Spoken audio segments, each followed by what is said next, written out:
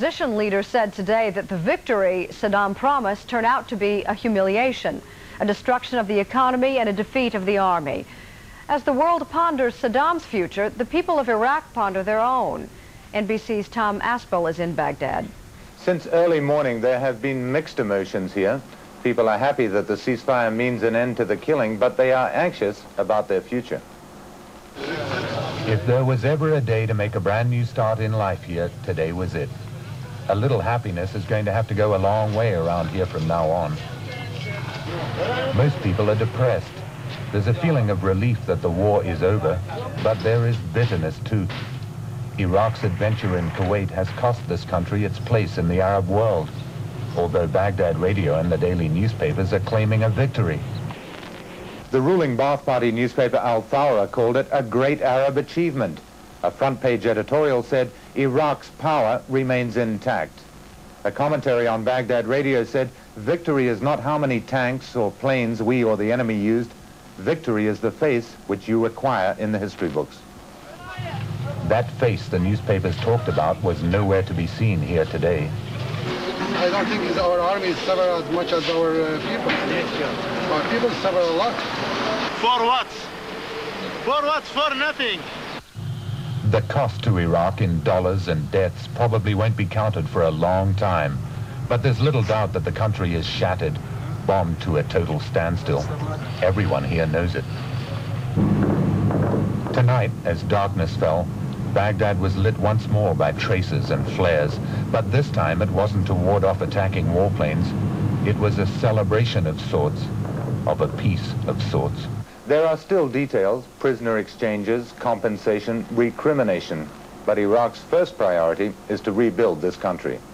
Tom Aspel, NBC News, Baghdad. The sands of Iraq and Kuwait are littered with thousands of tanks and pieces of armor destroyed by new high-tech weapons used in battle for the first time. Experts say these weapons, fired from planes, from tanks, and from helicopters, made history in Operation Desert Storm, and that they will change the very nature of warfare. We could have won the war without high-tech weaponry, but we could not have won it with so few casualties and in such a short amount of time.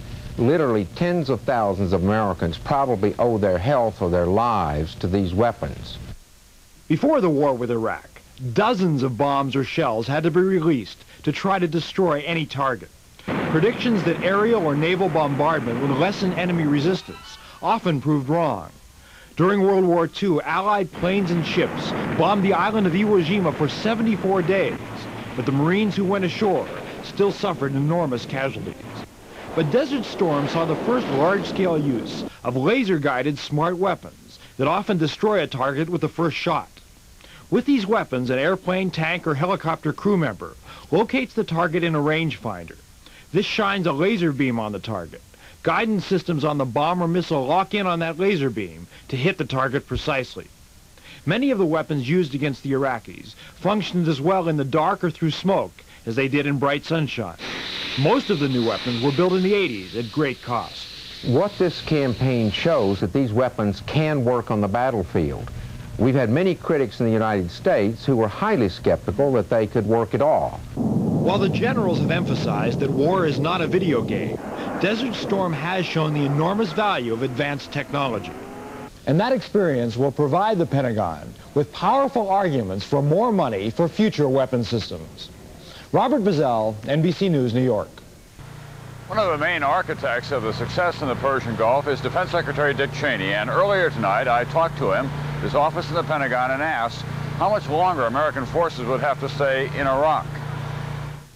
Well, we're there, Tom, for military reasons. We did not go with any conscious design on Iraqi territory, but it was necessary in order to do an effective job of expelling them from Kuwait and destroying their army.